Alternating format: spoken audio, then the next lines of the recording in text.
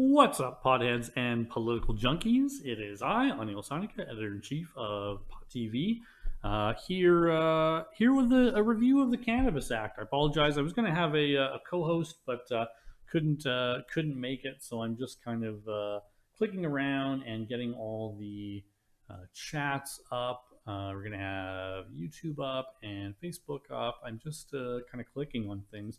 While I'm clicking on things, I won't. I'll spare you the delight of watching someone click around aimlessly. Not aimlessly, but it probably looks pretty aimless to you. But I will tell you that there is a screening of a new. It's a fictional film just came out this year called Drug Train, and there's a screening of it if you're in Vancouver at 1131 Howe Street, and it's free. So if you show up and you want to see this movie for free, you say, "What is this movie? Let's watch the trailer," and I'll put these chats up. I'm not getting it. You're not getting it. Well, I don't understand. How fast were you expecting to get it? At the very, very basic, the foundation of everything, there's one thing that seems to be absolutely true, and there's nothing underneath it. We are all killing time until time kills us. Maybe that's what dying's like. A bit like flying.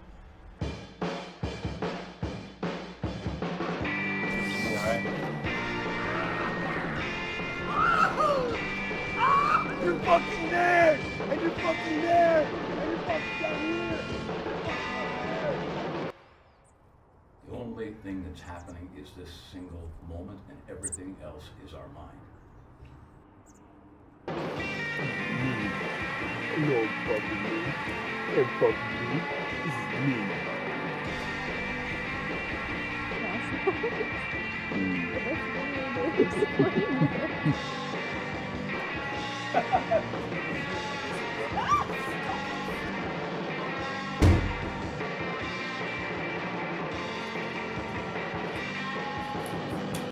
The point of power is the present.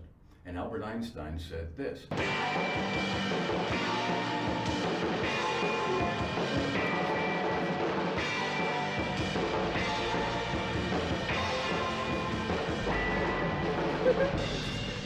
Everything is the same fucking thing for you.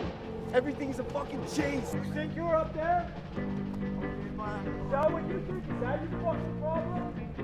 You think you're up there? You're right here with me. Stand here. Why is that again? Why do you always tell me I'm crazy? Why do you always say crazy? You know what? What? Say it. Say it one more time. I always had this problem of looking around at like the problems of the world and like the injustices or just how like evil we are towards each other. Yeah. And it's like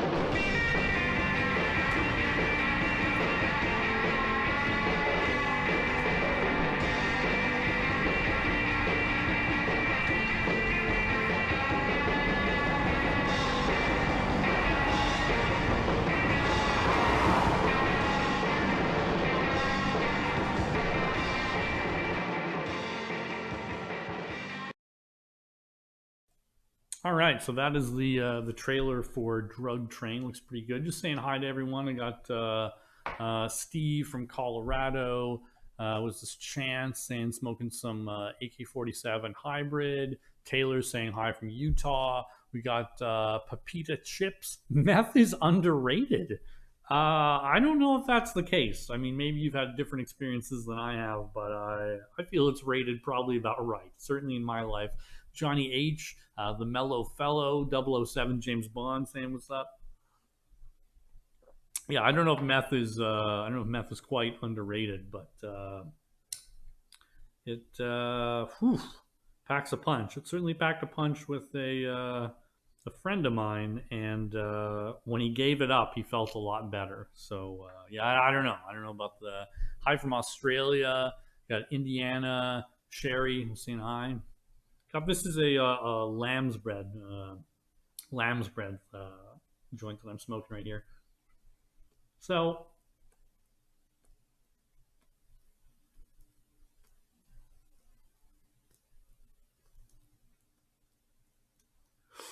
if you didn't read the title, The goal today here is to review the Cannabis Act.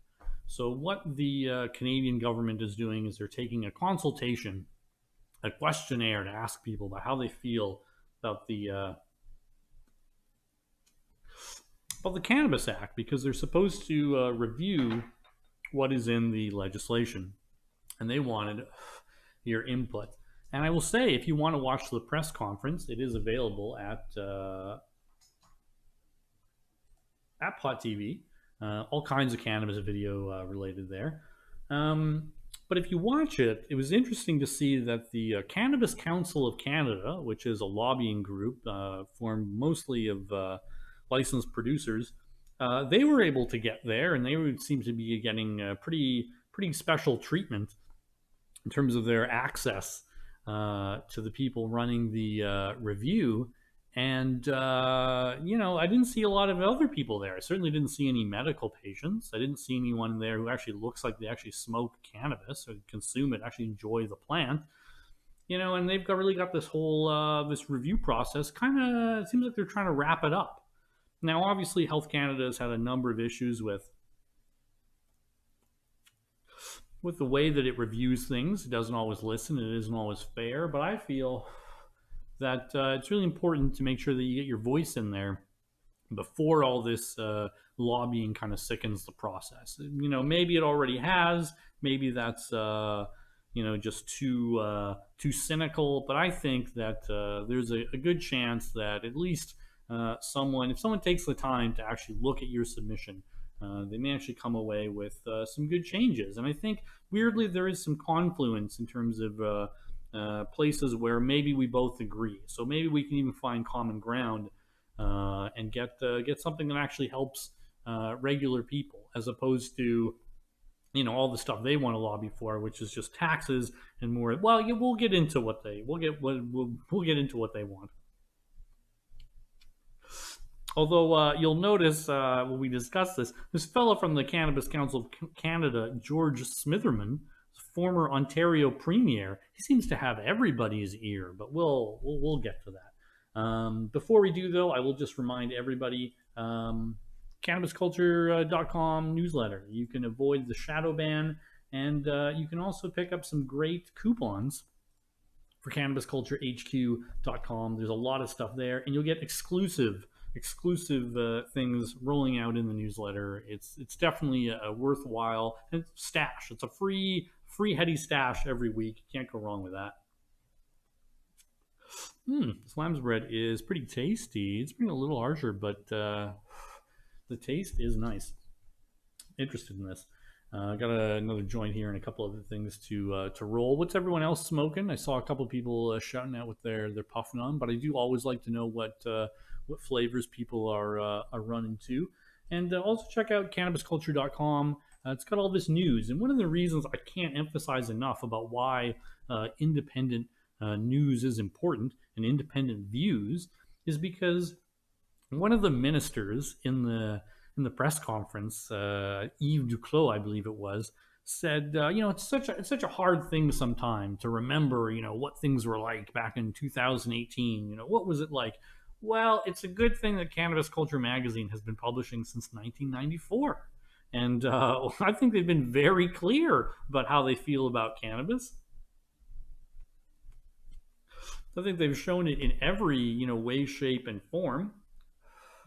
And I'm reviewing the Cannabis Act while consuming cannabis. And if someone can't do that, and they don't actually consume cannabis or even like the plant, why do they have any business in a review for people that actually do like it and need it? What is this? How is Pennsylvania looking for recreational? I'm getting old. I mean, it comes when you make it come. What is this? Sultana Banana Haze? Raymond. That sounds excellent.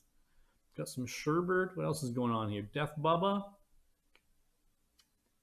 Slamsbird is treating me pretty nice so far.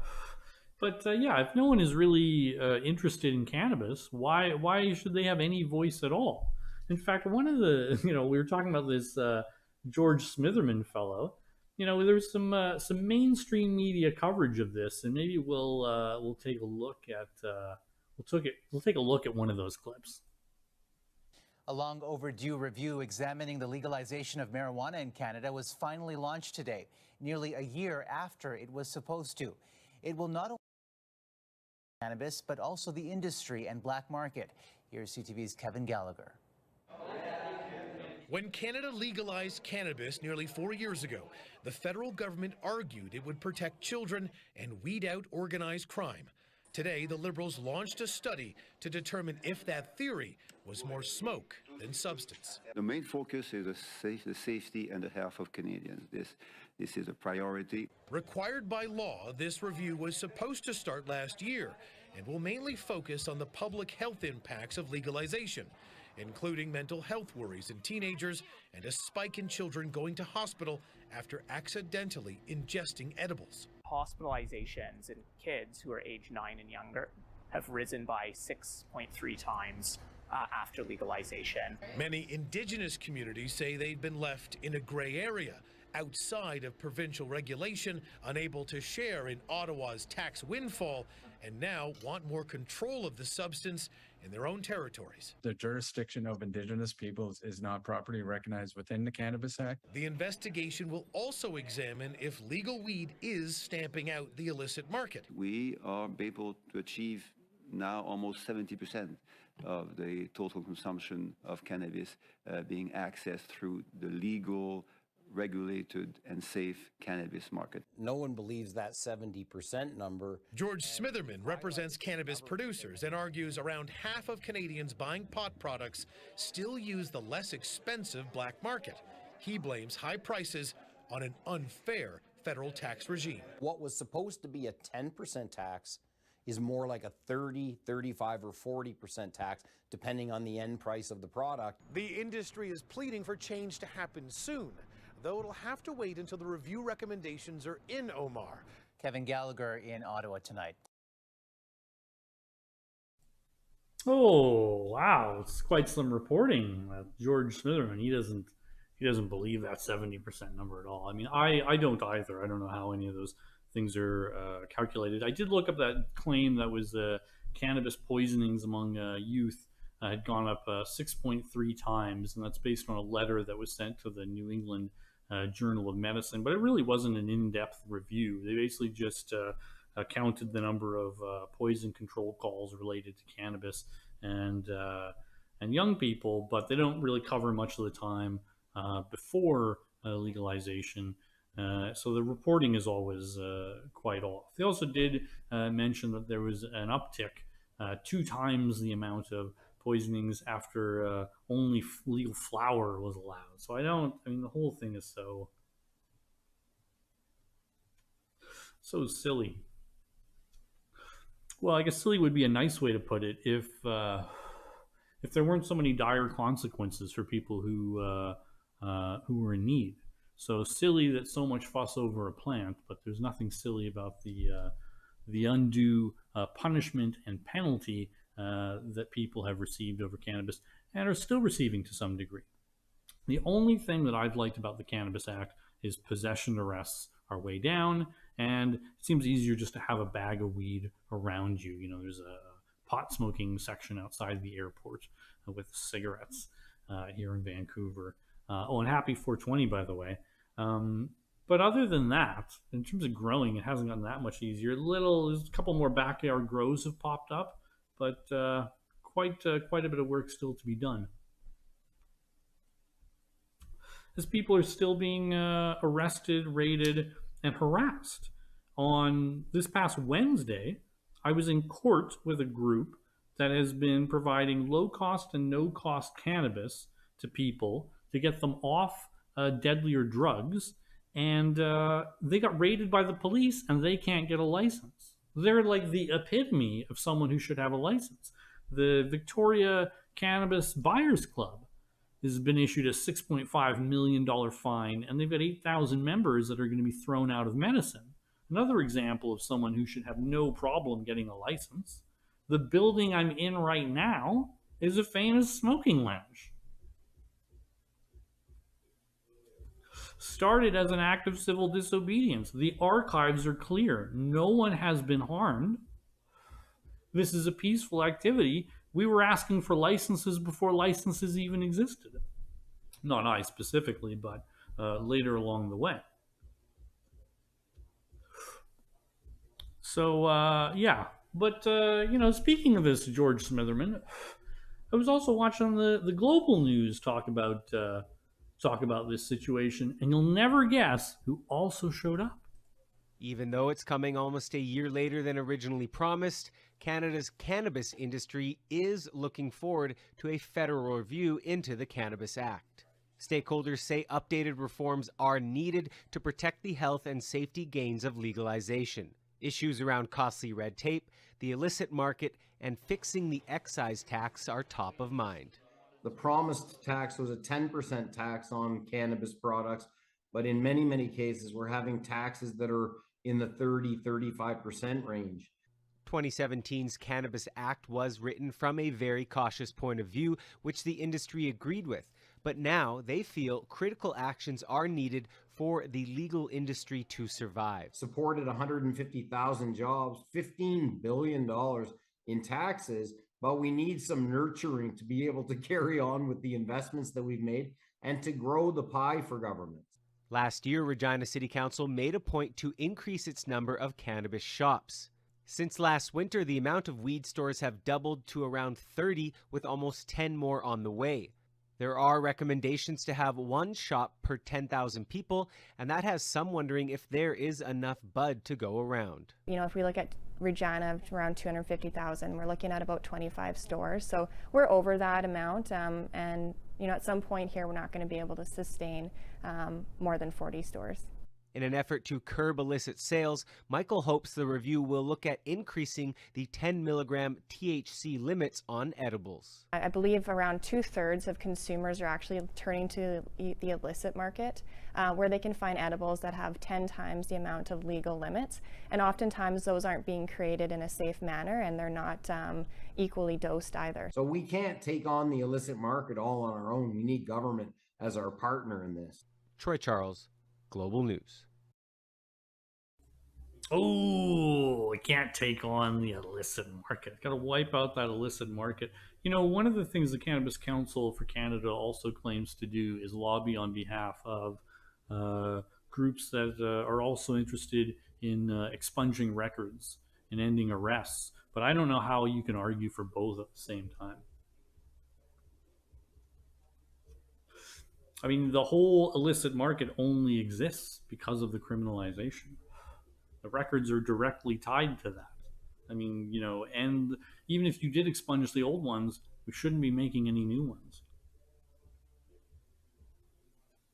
So certainly the Cannabis Council of Canada gets its voice in there. They're at the press conference, they're being covered in the news. George is a lobbyist. But, you know, some other things happened. Other things. But yeah, I'm just so struck by this. You know, Eve said in the press conference that you know, it's hard to remember, you know, what things were like. How did people feel about this? Well, I'll tell you, even the discussion amongst politicians writing the act and ultimately approving it were very split. This is a clip from right before the Cannabis Act went through, and the same MP is on the Cannabis Caucus in Parliament. So I hope this type of hope his words then are reflected by his words now with the upcoming new review. But this is a clip from discussions about the act, just amongst politicians, not out in Parliament directly, but in a meeting. You should know that the Liberals are passing this bill with 14-year sentences in total disregard for the evidence that was heard before this committee, and in total disregard for the harm that the criminalization is going to cause. Mr. Davies seems to feel there's a large audience watching that he's addressing. I don't think there's a lot of wide audience watching, but it was my motion to televise this hearing because I think Canadians have a right to watch. I hope there's a whole lot of people watching. The argument that's being made is absurd. You don't get 14 years from an adult selling a carton of cigarettes to a 17-year-old, and that carton of cigarettes will hook that person and it'll kill that person, used exactly as designed. It'll give them cancer. Where do I see the Liberal government bringing in 14-year sentences for tobacco or alcohol? They don't do it. I don't know why. Maybe because the big tobacco or big alcohol lobbies are too strong and they don't want to take them on. Let's get that on the record that, yes, this is a dangerous drug. That's simply wrong. This will be harmful to young people. This section has nothing to do with children. As I've been pointing out repeatedly, any sentence more than 10 years or any provision that has a maximum sentence of more than 10 years ties a judge's hands from giving a conditional sentence to anybody. To anybody.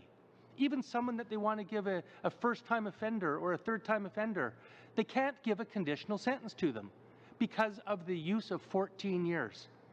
Yet for some reason, the Liberals on this committee and the Conservatives continue to vote against that, tying a judge's hands so that no conditional sentences can be offered to anybody convicted of this section. These penalties actually are applied disproportionately to young people, marginalized Canadians, racialized Canadians, poor Canadians. So you can't say, well, geez, we have a 14-year sentence here because we want to protect our children. Life sentences didn't protect our children. His motion said maximum 90 witnesses, but he says we heard from 109. I mean, if that's the kind of disregard for the truth and evidence that we're going to hear, then this is truly a bit of a kangaroo hearing. Not one witness of the 90 witnesses that came before this panel testified that these penalties were appropriate. Not a single justification was offered by a witness about 14 years. That 14 years was an appropriate penalty for a violation of any section of this Act. That's the evidence that we heard. In fact, that's the very reason that the government says they want to legalize cannabis, to better control, get it out of the hands of criminals. The criminalized approach doesn't work, and if anybody in this room sat through the evidence and came out with the evidence with the conclusion that criminalization of cannabis works to protect children, then they weren't listening to the evidence that I was listening to.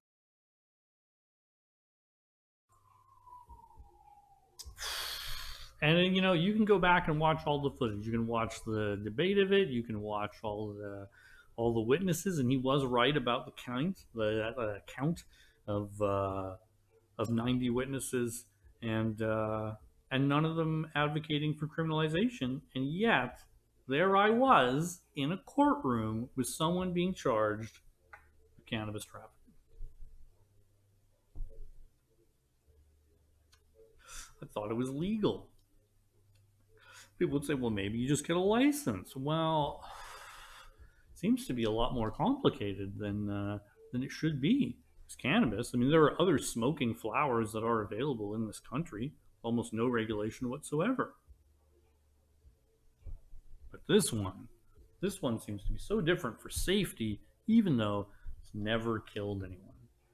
And so when I think back about the tone around the Cannabis Act, I mean, some of this footage, I think, may well be some of the best testimony that's ever occurred in this country's history.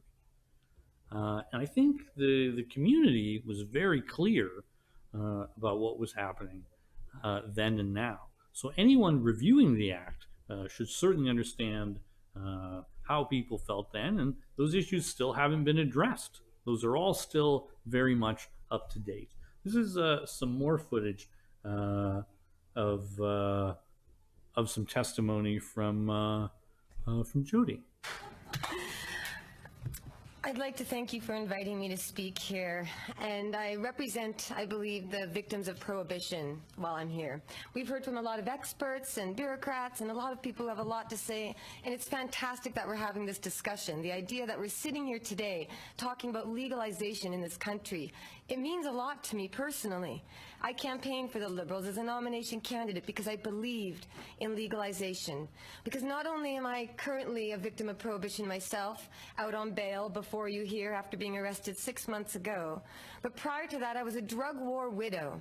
I spent years with my husband taken away from me and imprisoned in a foreign country he had never been to, with the Drug Enforcement Administration saying very clearly it was because of his legalization activism and because he gave millions of dollars to legalization reform groups around the world. That's the DEA's own chief, Karen Tandy, and it's a press release you can easily see. So he says it was for seeds, but the U.S. government says it was for legalization activism. We're here to talk about legalizing cannabis, which means we should not have any law enforcement concerns. If it's going to be legal, law enforcement should be able to focus on actual crimes with real victims like rape, assault, murder, theft. I have law enforcement family members. My aunt and uncle are in Alberta with the RCMP and work with MAD. My sister is also with the Vancouver Police Department. I care about law enforcement. I care about the laws. I care about this country and our citizens. But our country and these laws and our citizens are harmed by this prohibition and by any criminalization of cannabis. Even if cannabis was dangerous, even if it killed people every day and contributed to rape and assault and murder of our young adults all across this country like alcohol does, it shouldn't be illegal. We should have the free choice to consume or grow or share a plant that isn't just benign or neutral. As you've heard, it actually helps people. It actually saves lives. And I know we only have a few minutes here, but I want to try and cite, if you'll read my brief, I submitted 10 pages, reduced to 5, but let's look at the actual health impact of cannabis. The American Journal of Medicine in 2013 and the Journal of Health Economics in 2017 said cannabis use reduces obesity. It results in healthier, thinner consumers. The Journal of the American Medical Association in 2015 said cannabis is medicine. The Journal of the American Medical Association in 2012 said a 20-year study found no damage to lungs from cannabis. This is backed up by Dr. Donald Tashkin, whom the U.S. government asked to prove it causes lung cancer. They found it actually prevents it. You can go to cancer.gov. The U.S. government says that cannabis and cannabinoids attack and kill cancer cells. They shrink brain cancer cells. That's the Journal of Molecular Cancer Therapies of 2014. You've got the American Journal of Public Health in 2014 saying that cannabis access reduces suicide rates. My father took his life when I was 9. This gold necklace here was his. I was on antidepressants for many years, and they caused me harm. And we heard just yesterday that antidepressants increase suicide rates by 33%. That's why I got off of antidepressants, and I used cannabis instead. I use legal cannabis because I'm out on bail, so I'm not allowed to go to a dispensary, but I'm going to just show you here. This is a marijuana joint. This is what we're here to talk about. This is cannabis, and it's not hurting anybody. But I've been inside the U.S. prison system, and I'll tell you, I didn't cry for myself or my husband as victims of prohibition. I cried for the children and the mothers and the families who were there visiting their loved ones. The little babies who saw their daddy on the other side of the visiting room. And they said, why is my daddy here? He didn't hurt anybody. They say prisoners are bad, but my dad, he's not bad, is he? And the moms are trying not to cry, and these little kids are saying, Mom, please don't cry, please be brave. These are the victims of cannabis prohibition. Cannabis prohibition has far more victims and far more devastation than cannabis ever could. And right now we do have a drug crisis in this country. It's the opioid crisis. None of you here have not heard of it. And you have the United States National Institute on Drug Abuse saying that cannabis dispensaries reduce opioid deaths. You've got so much evidence showing that even the Harvard study of Frontiers in Pharmacology says it improves cognitive functioning. The American Psychological Association in 2015 said teens, even chronic users, do not have later issues. The British Journal, they find cannabis is the safest substance. So I get emotional here because I followed the law. Every year my husband was incarcerated, I had to cross that U.S. border, knowing they could ask me if I used pot and I could be denied the ability to see my husband. And I managed to get through because I followed the rules as closely as I could. And then we decided to engage in peaceful civil disobedience, just like Dr. Henry Morgentaler, who received the Order of Canada for breaking the law to provide a much-needed service. Civil disobedience is the only way we've managed to change these laws in this country with respect to cannabis.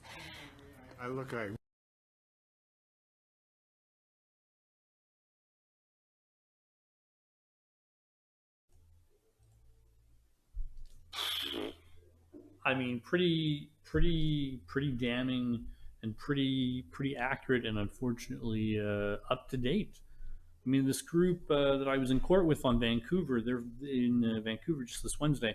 Their focus is on reducing overdose deaths, which in 2016 here in Vancouver, we had about 150 dispensaries, all of them illicit, almost all of them with the type of cannabis that people were consuming that kept overdose rates at one level. And then now that there are about 20, none of them with any of those original products, flowers, anything, overdose rates are double. So I feel like it's been said and said and said and said and said, and so I really hope that it comes up in this Cannabis Act review, and you can add to that review yourself. I've put, sorry about that. I've put a link to the questionnaire in the show notes. Of you just go straight to .tv. It's cannabis in ancient times. You know, there's all sorts of interesting information and history, and it's right in the newsletter. In the show notes. So fill it out and let's yeah, well, I mean, if it isn't clear already, you know, we'll talk a little more. So this is something, and I have to stress, I really hate even showing this, but I feel like it's necessary. Now, this is something else that Global News ran, and well, let's run that, and then we'll talk about it. So if you're new to this, let's take a look. Emotions running high inside the dispensary. The Grey Market pot shop on Thurlow was raided Wednesday morning. Every gram of product on the shelves seized. Dana Larsen, who owns the shop, says this is not serving the public's needs. This was not a priority for them, and that if you were in compliance with city bylaws, you were going to be left alone as long as you're making a good faith effort to go into the legal system. While the cops were bagging and boxing, outside customers continued to try the door. A steady stream of medical patients and seniors baffled that their local dispensary was out of business. Right now, because I don't have my medicine, I'm very sick and shaken here. It's not right. I'm a resident of Canada. I'm 69 years old with cancer. Why can't I come to a nice place and buy my weed? While protesters were blaming the VPD for the raid, spokespeople say the department only assisting the Community Safety Unit, a provincial government agency tasked with upholding the new laws around cannabis. According to the Minister of Public Safety, the Grey Market operators were given plenty of notice. I think the Community Safety Unit, at last count, I think there's been about 50 some odd illegal operations that have either shut down voluntarily or have had their product and the cash confiscated. While Larsen is operating outside the legal framework, he is in the process of applying for a license. In the meantime, he says this store, with a loyal customer base, will reopen. Aaron MacArthur, Global News. Like, I mean, someone's still connected to their IV tree having their medicine stolen. So I wonder if this Cannabis Act framework has aided and eased people who are sick and need medical cannabis. Certainly not that person's. Certainly not anyone who's anyone else who needed medicine that day, or anyone who relies on the Victoria Cannabis Buyers Club or the Cannabis Substitution Project. And that's just three. That's just three examples. That's just three. I know there are a whole lot more. So yeah, make sure. I just blows me away. It really does blow me away. But Dana, the same person who was operating that dispensary, also gave testimony before the Cannabis Act passed, and a lot of it is quite timely as well. So I think it's worth taking a listen to.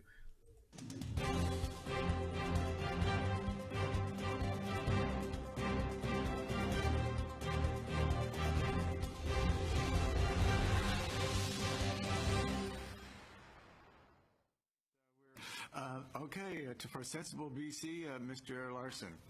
Well, thank you very much. I'll take my full 10 minutes. Thanks for having me at this committee. I've been a cannabis activist for all of my adult life. I run a cannabis dispensary, and I probably sold more cannabis than all the other witnesses combined.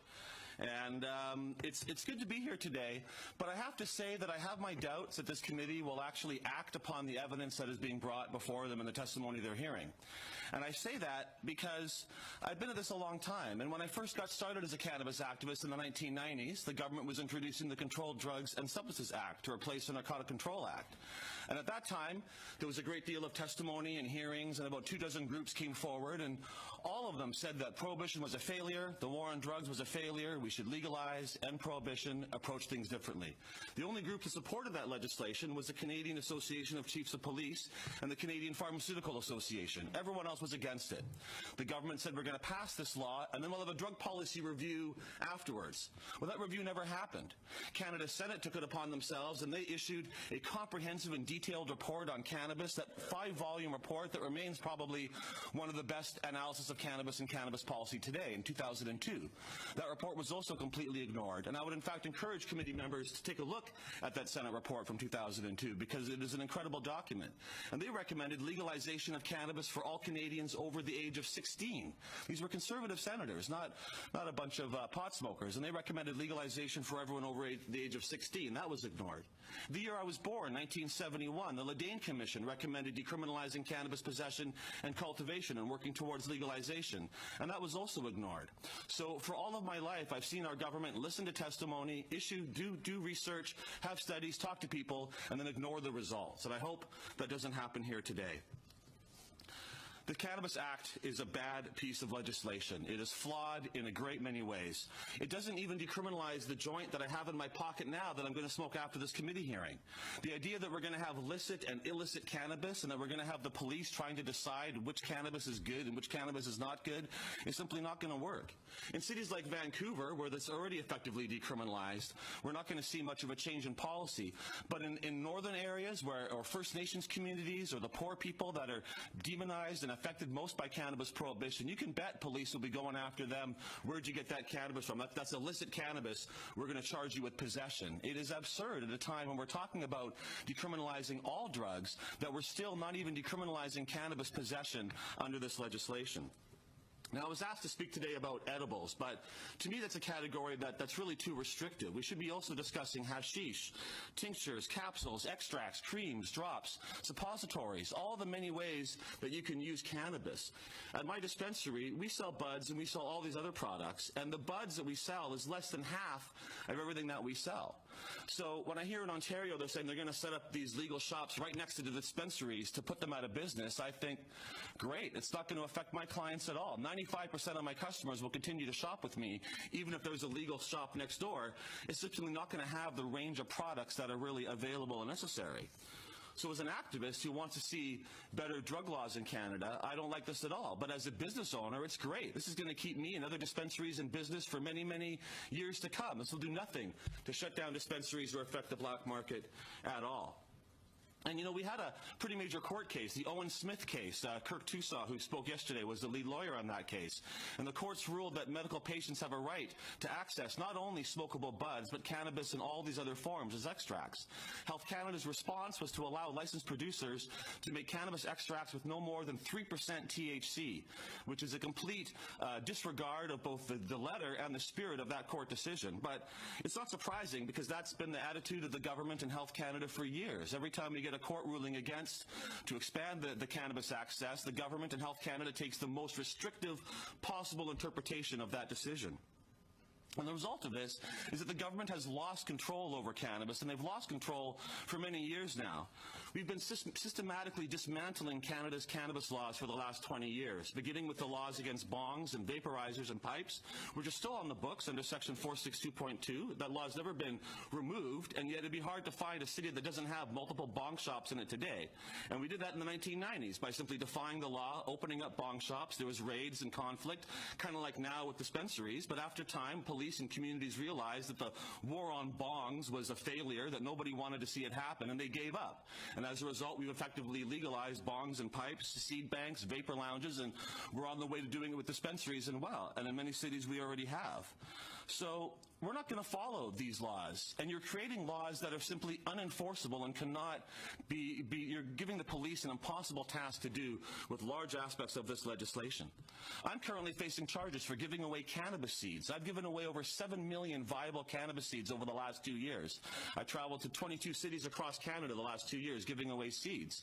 And it was charged in Calgary in 2016 for giving away cannabis seeds. They've set aside a 3-day trial for me at the end of October. 3 days in court in our justice system that is letting alleged murderers and rapists go because they don't have space in our courts, but they're going to make 3 days for me for a trial for giving away low THC cannabis seeds to those who want them. I believe those charges will be dropped before they go to trial, because what a waste of time that would be. But the fact is, our courts cannot handle this massive civil disobedience campaign that Canadians have been launching, and it's simply not going to succeed. And I would like to remind the committee that the origins of Canada's cannabis prohibition and our drug war is not some well-intentioned effort to protect public health or to protect children, any of that. Our war on drugs, the war on opium, and the war on cannabis began as a racist and ignorant effort to eliminate Chinese people and other racial communities from Canada. That's how it started. There's no question about that. And there's no time since 1908 when the Opium Act was passed, or when cannabis prohibition came in the 20s, and today when these laws changed from being racist and ignorant and bigoted to being somehow well-intentioned and good for our communities. These laws are bad in their origins, and they continue to be terrible today. The fact is that the war on drugs is really a war on plants. And cannabis may just be the world's greatest plant. There's no other plant that has the nutritional, industrial, social, and medicinal value that cannabis does.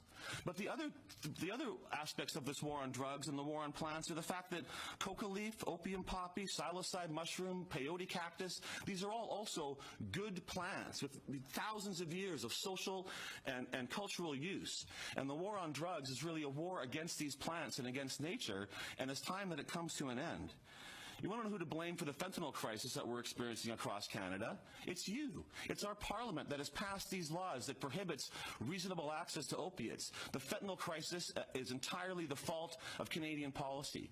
We don't have a drug problem in Canada. We have a prohibition problem in Canada. And when we end prohibition, we will see the vast majority of the problems we associate with drug use go away. Cannabis, in fact, is not a problem. Cannabis is part of the solution. In Vancouver, we now have 2 sites that are offering free or discounted cannabis medicines to opiate users as a substitution project. And there's evidence out of the U.S. showing that American states that have access to dispensaries have less opiate use and less opiate overdose deaths than those who do not. So I believe, from my personal experience and from the research, that cannabis dispensaries are saving lives every day in Canada. I know that my dispensary, people tell me, you helped me get off opiates, you helped me improve my health, you helped save my life. This happens all the time. With alcohol also. A lot of cannabis people find when they're using alcohol, they can get off alcohol by using cannabis. Cannabis is a substitution for more dangerous drugs in so many ways. It's easy to regulate edibles and extracts. Give them child-proof packaging. Make sure that the products are properly labeled and the dosages are correct. That's easy to do. It's not complicated at all. And further, CBD should really be descheduled entirely and removed from the CDSA. CBD is highly beneficial. There's no psychoactivity at all. It's an incredibly safe medicine, and there's no question that CBD should be removed from the CDSA and allowed entirely. But the fact is, we can buy enough alcohol, tobacco, or even aspirin. Aspirin you can buy without any age limit at a corner store, and 1 bottle of aspirin can kill you.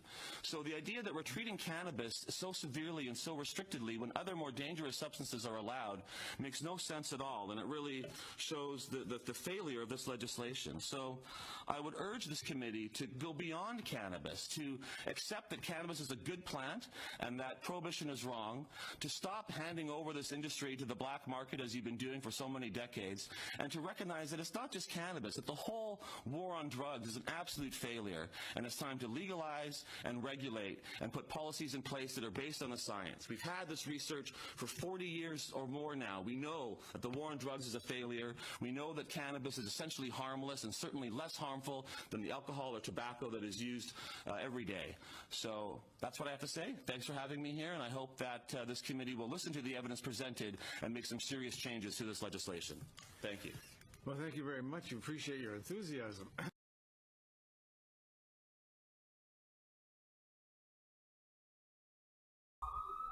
Whew. And if you apply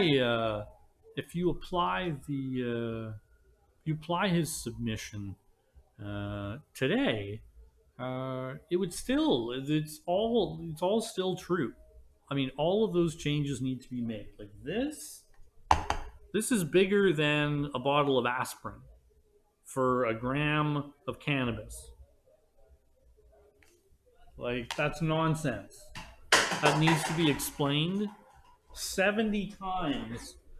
70 grams for a gram of cannabis. Could you imagine any other product sold with 70 times its weight in non-recyclable plastic? For what? Insane.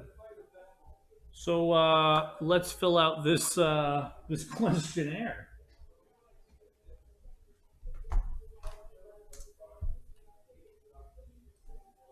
You can find that questionnaire in the Pot TV write-up at pot.tv. There we go. All right, so key discussions here. There's a couple ways to contact them. So you can send them an email up until the 21st. You can send them things directly. That's just a regular mailing address. Maybe you can send them all kinds of things. Nice things, peaceful things that would help get your point across. And then there's a questionnaire link here. There's a taking stock of progress. I was not particularly impressed with that review of it. So it's just telling you what this is for. You can read all this. It's why we're collecting your data. I mean, you're already collecting it. This is about, we don't want you to keep attacking us. The data is there too. What is your view of the current legislative and regulatory restrictions in place to safeguard public health? Well, what I would say to that is the response that I've already written, but you guys can take your time with it, and that is what I'm going to post, because I've already shown all this video, and I think it should be clear. They can watch it if they like. Minimizing harms. What controls, if any, would you like to see changed, and why? Well, I think all of them. I mean, why is cannabis being handled like any other plant? Like, it's more dangerous to handle hot peppers than it is cannabis. This is olden days. I eat a gram of RSO a day. And I'm sure you're fine. You're commenting right here. Here you are.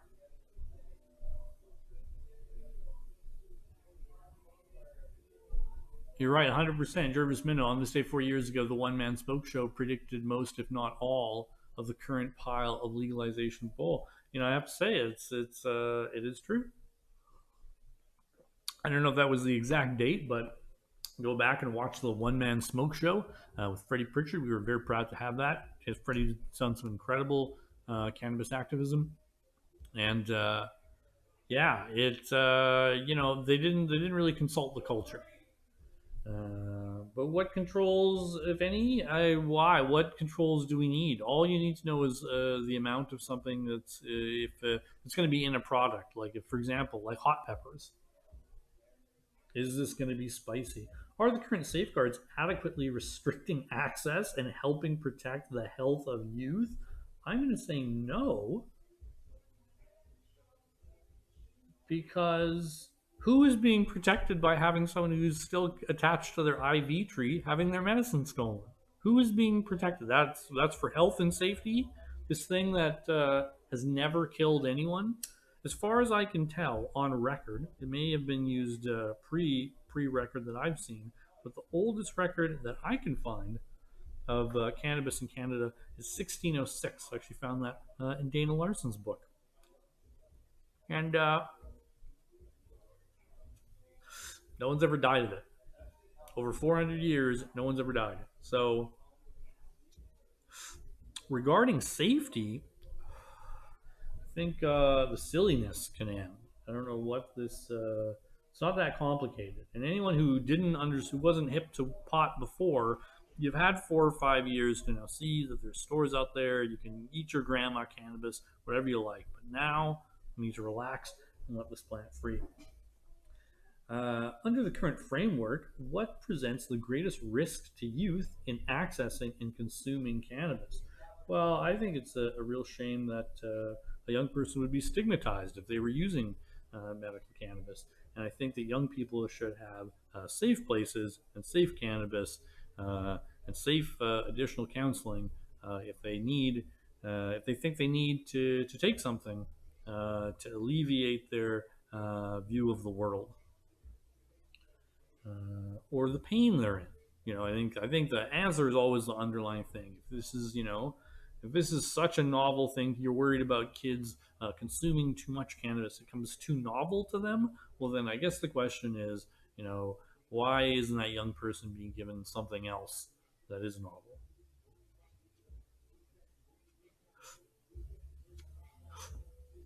I would be happy to pay a tax that just got kids free sports and art equipment. Whatever you want to do just to pursue a passion independently, I'd pay a little tax on cannabis, provided no one was being arrested for it, and you take the money and give it to kids to do something else. How about that? Maybe I'll put that in here. I just want to show you the questions. To what extent have public education efforts delivered the appropriate messages and reached the appropriate audiences, including youth and young adults? Well, I mean, you'd have to ask them, I guess. What additional measures or areas of focus could be considered to continue to, what additional measures or areas of focus could be considered to continue to close the gap between perception of risks and harms and scientific evidence? What additional measures or areas of focus could be considered to continue to close the gap between perception of risks and harms, perceptions of risks and harms, and scientific evidence? Well, I would say first off that someone's perceived risk does not outweigh someone's actual harm. That person who is having his medicine stolen is not perceiving that he doesn't have medicine when he needs it. It directly happened to him. So number one, that needs to be put in perspective. Number two, if you do a PubMed search and type in cannabis, you'll get over 27,000 results. What is this lack of information? Come view the Cannabis Culture archives. Our archives alone should be enough.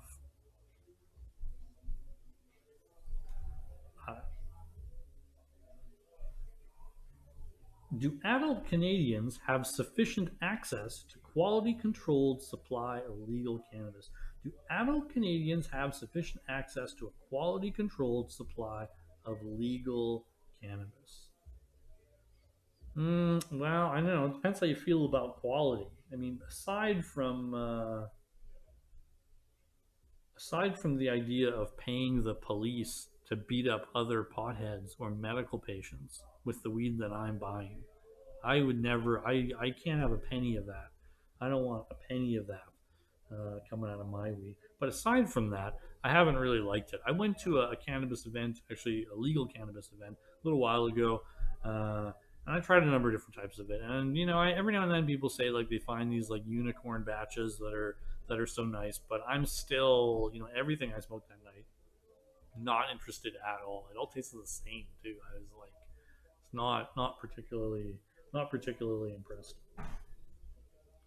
And there's like no religious access whatsoever. Like there's still like if you're a Rastafarian or a Sadhu, like the Cannabis Act hasn't done very much for you at all.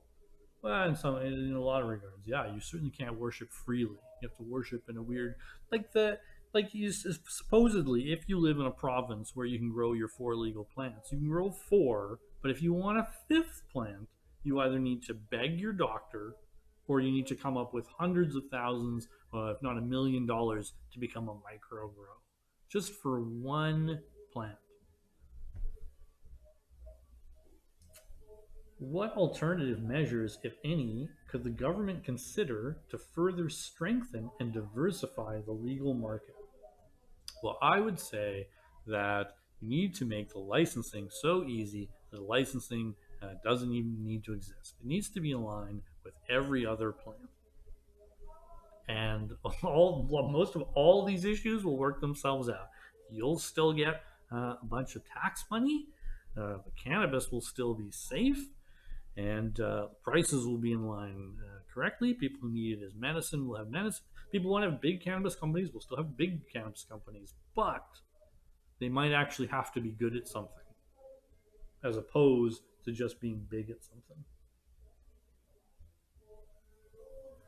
What alternative measures, if any, could the government consider to do better? What alternative measures, if any, could the government consider to better meet the needs of racialized, underrepresented, or indigenous communities within the cannabis licensing program? None of those people should need licenses, and neither should anyone else. If growing and consuming plants is part of an indigenous existence, and I'm sure it is, and I'm sure it's part of the existence of all the other people mentioned, and maybe anyone who wants to live freely in this country, then they shouldn't need one. Problem solved.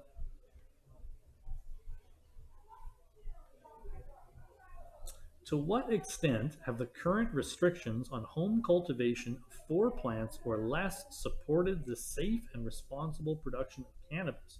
To what extent have the current restrictions on home cultivation of 4 plants or less supported the safe and responsible production of cannabis? Well, I'd say the concern for me with that sentence is, to what extent have the current restrictions on home cultivation of 4 plants or less supported the safe and responsible? If you want safe and responsible, there need to be no restrictions. Because if you constantly have to fumble with all these idiotic, needless security details, people just get bogged down and hurt, and the cannabis is terrible. Why can't I just grow cannabis in my front yard? I can't in my province. It's crazy. Why would people have to hide it? Only when you need to hide something does it become more difficult and onerous. It's growing a plant. Why would you need to restrict that at all? I mean, some people immediately, the cynical will cry, because it's not possible that someone could just like cannabis. Someone could just enjoy a plant and just want to be around it. Or maybe want to do nothing with drugs. Maybe you just want to have a lot of bird seed, because that's the bird's favorite seed, and you can just grow it. Maybe you just like it. Maybe you don't need a reason.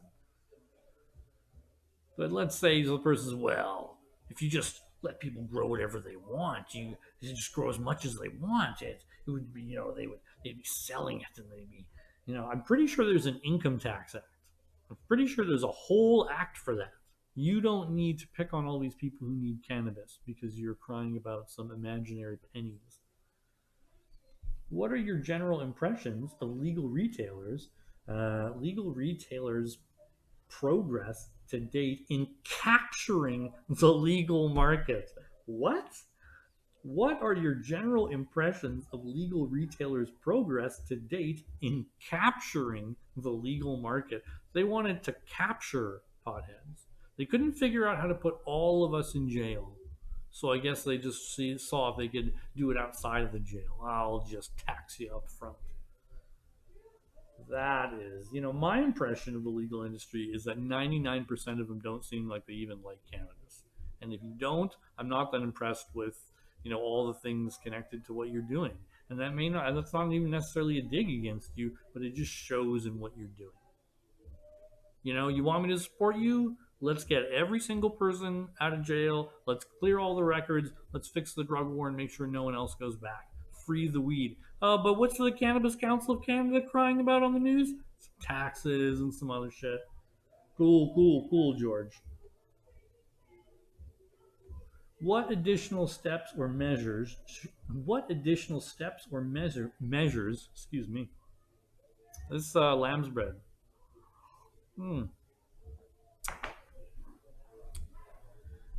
What additional steps or measures should the government consider to combat the illegal cannabis market? What additional steps or measures So should the government consider to combat the illegal cannabis market? Well, you know, it's funny you ask that because I have just the answer for you.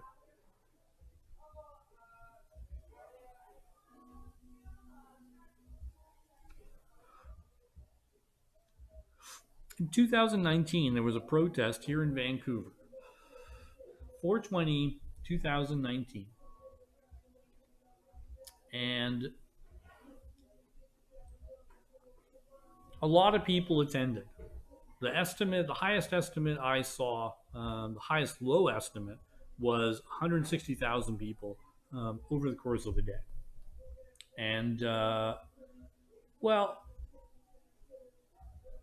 there were no rules related to cannabis at that event. None. Other than you had to be peaceful with it. You can buy it, you can sell it, you can bring your plants out, you can show people all the cannabis crafts you've been making, you can consume it to whatever extent, although it is, you know, people advise people about, say, how to consume, but it's not necessarily a rule, it's up to you, but it's not really the venue to try something heroic. And this is what it looked like. A message from the Government of Canada.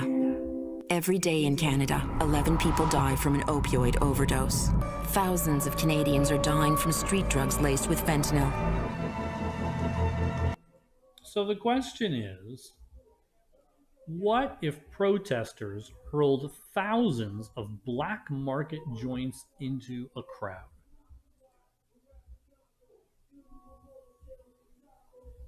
What does it look like?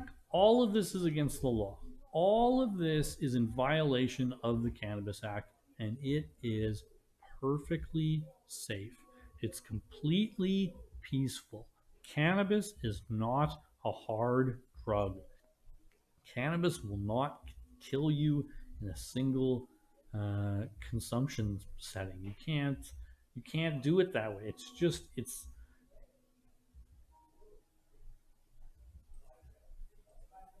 shocking to me. Shocking. I'm speechless saying it. I'm speechless that this still needs to be answered in this questionnaire. I thought there was plenty of information. I thought there was so much information. What additional steps or measures should the government consider to combat the illegal cannabis market? There shouldn't be an illegal cannabis market at all.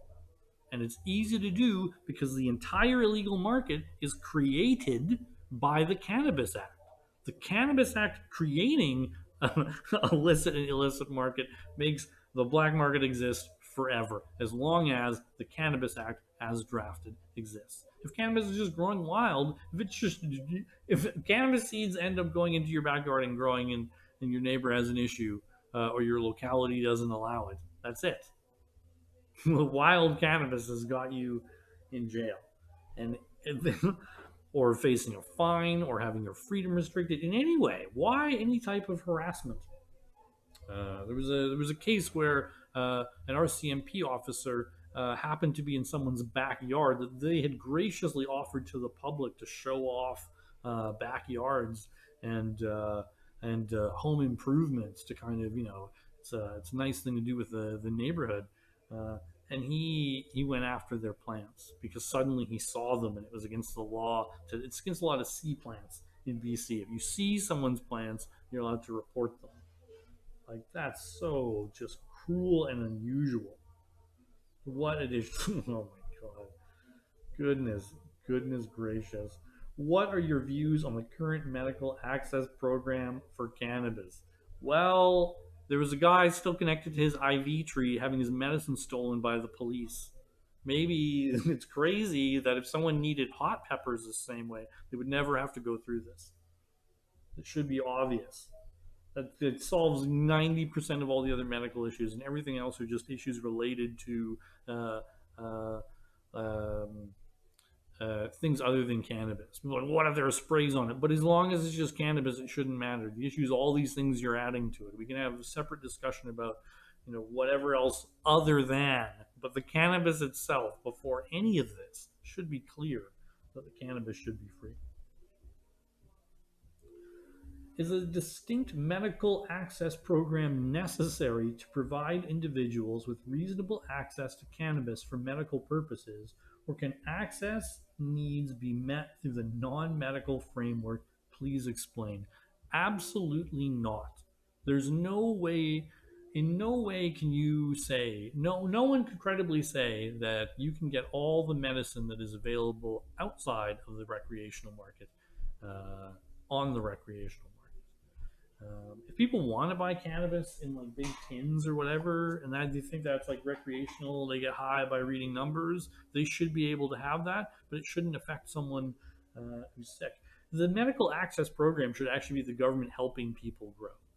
Anyone should be able to grow as much cannabis as they want, and if they decide to use it as medicine, that's up to them. A medical program should actually just be giving people grow equipment, helping them grow, giving them like community garden space to grow. Maybe they could grow with other medical patients. They could have community gardens that way. It would help get people, out of the house and doing other things. You could turn it into a whole rehab program. That should be the type of medical program that the country has. not the idea that you're just going to cheat these people out of medicine because, well, they can just get high over here. It's not what everyone's looking for. You don't understand. It's so far off, and there's plenty of information. Are there specific reforms that you would recommend? Yeah, we'll start with just making cannabis a plant and then see who doesn't have access from there. But a medical program should be giving people medical cannabis. And people, should be dealing with their taxes. Should be much easier for them. No one should be. The fact that people were attacked for cannabis this entire time means no one alive today, until everyone alive today dies, every single one of those people should have free cannabis for life. What are your views on the impacts of legalization of cannabis on the environment, small businesses, and social and economic impacts on diverse groups of Canadians in accordance with the government's continued commitment to implementing sex and the gender-based analysis plus SGBA+. I haven't read that document.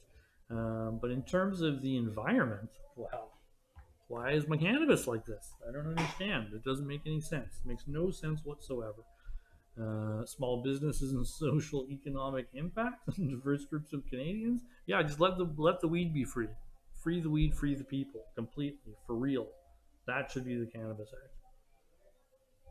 Please provide additional comments you would like to share. I think that's about it then. Anyway, my point to all of this is that it's very easy to do. It's very easy and fun questionnaire to answer. You can smoke a joint while you're doing it, and at least you'll get your voice in there. Because, George Smitherson, he's going to be there. And, supposedly they're having a protest. And I wish them well if it's a real protest and the action really does get out. But, they're holding this thing in Ottawa in a few days. People talking about the anniversary of legal cannabis, but cannabis has been here way longer than that, and the law does not respect that, and the law does not reflect that. And until it does, I don't really I don't have any interest in cannabis, and it's a shame because I would like to be able to get cannabis from people there on the legal side, if they legal system. I hate this nonsense division, as if this is teams, illicit market, illicit market. What about free people? Free people first before anyone's a market. How about that?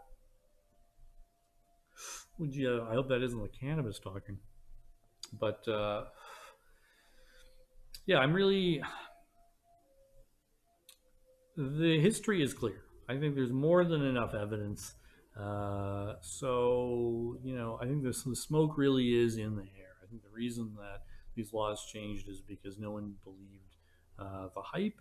And if they just remember to believe the hype, if they remember to not believe the hype, I think they will get through the hype this time too.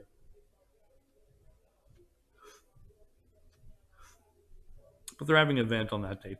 To me, 420 is it. This October 17th, 18th, this means nothing to me until everyone's free. When everyone's free, then we'll get a day in winter too. It would be great. Yeah, I'm just so distraught that those people would be treated that way, and there are people trying to get. I don't know. I wish I would like to, I wish you know what I wish I had spoken to George. It wasn't time to reach him. But I wish George would have come on and smoked with me. Hope all those politicians do. Well, that's about it. I would recommend you all fill this out if you want to see that history. CannabisCulture.com. Cannabis Culture magazine since 1994. Some of the information in that, I'm so impressed. It really, really is something special. The video you can get, pot.tv. Cannabis Culture HQ, lots of good Heady stuff from a real Heady place. Your purchase gets everybody higher. And subscribe to the newsletter, because the newsletter is one of the ways to avoid shadow ban, to get the real dope on dope. I mean, how else would this information have come out? Oh, and actually, you know what? What am I talking about? There's one more thing I wanted to show. Big ups to Norway.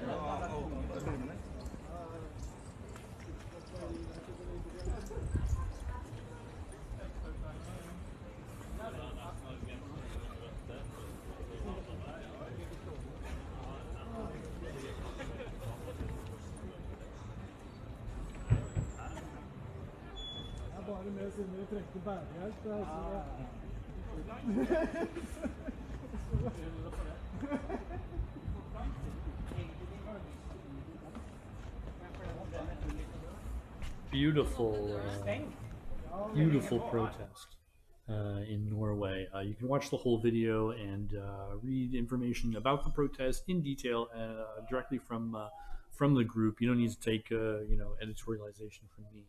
But a beautiful protest, just bringing plants. How can having a plant still be a crime? Like why is it still revolutionary to have a plant be free? That's what the Cannabis Act should reflect. So until then, I will say what I always say: tread peace.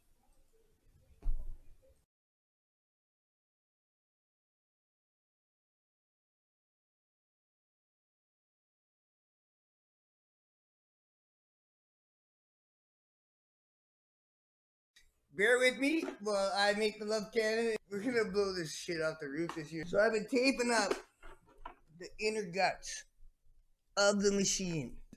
Like, man, I bought 6 feet of screen. When you have a glass piece that has got half a pound in it, and so you got a half a pound cherry, that's hot. So, and this is take 1 of the 4/20/2022 Love Cannon. Oh, this is right. Oh, it works.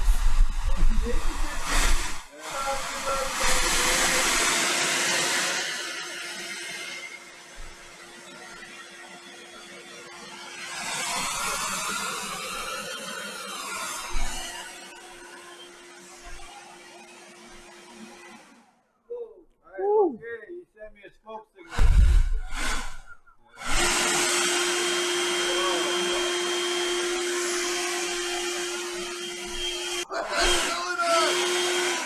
Wow. And that wasn't even a half pound. Drug peace. Drug peace. Love to the love. All right, welcome to the THC show with Neil, where we talk about the unpleasant truths of our system and our democracy here. I help patients. I know what you're saying. I got rated for growing. and I'm staring at the cracks in the wall doing time, and I'm trying to figure out who I hurt. No victim, no crime. And we look for avenues of hope and ways that we can change some things. As you can see, there's a lot of people and there's a lot of care packs that we're handing out there. I am not a criminal. Wow, look at this. Right, Hey, it's 420 for sure now. Got you. And I'll be back next Tuesday for another episode of THC, Truth, Hope, and Change. Go about changing the world as best you can, and while you're doing it, just have as much fun as you can. Thank you.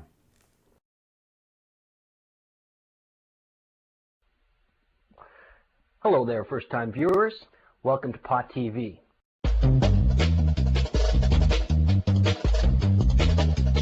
Welcome to Pot TV. Let them go! Let them go! Let them go! Let them go! Let them go! Let them go! It is only now, once we've reached this point of critical mass, that I could really tell you the story, because that's the interactive nature of the internet. Pot TV is an internet video-based site. We've had over 6 million shows watched.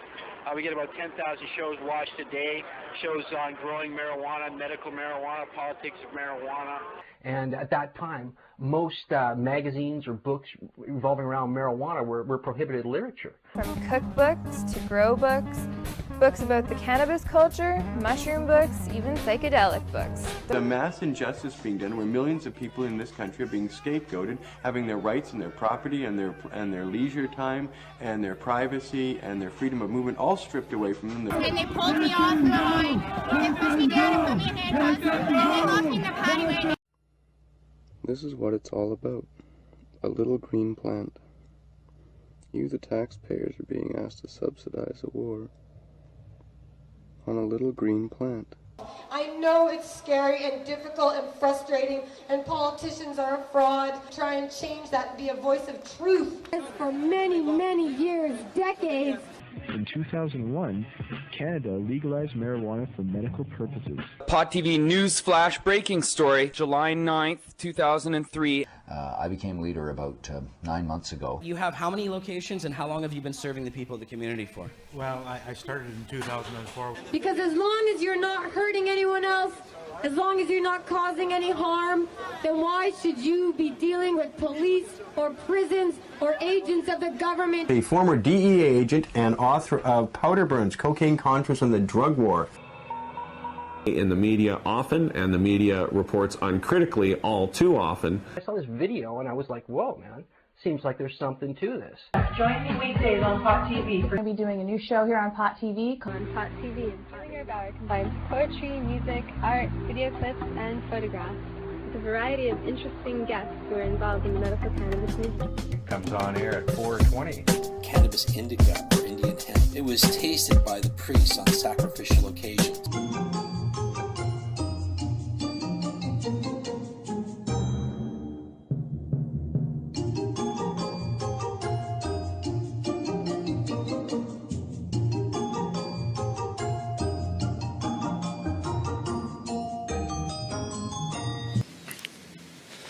I'm gonna stop and smoke a joint.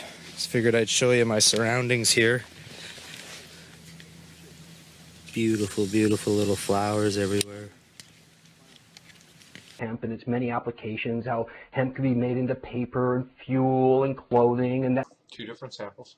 Now these are the same cut, grown in the same room, with 2 different soil mixes. As a line diagram, okay, and this is a cross-section of a bract. Now on some of these plants too, there's something called pre-flowers that form. Sometimes 8 to 12 weeks into the veg cycle, you can look 3 or 4 sets of branches down from the top. Hey, wait a second, I'm not just smoking joints. I'm talking. We need real cannabis dispensaries. Many patients who use cannabis as a medicine need access. You're taking the medicine away from sick and dying people. Let's overgrow the government. Let's have more marijuana than they can ever stop. But while you sit here enjoying this, remember those who are in prison this moment, locked away from their loved ones, locked away from their friends, and that could be you. Just want to say thanks for watching Pot TV. You can't get higher on the net.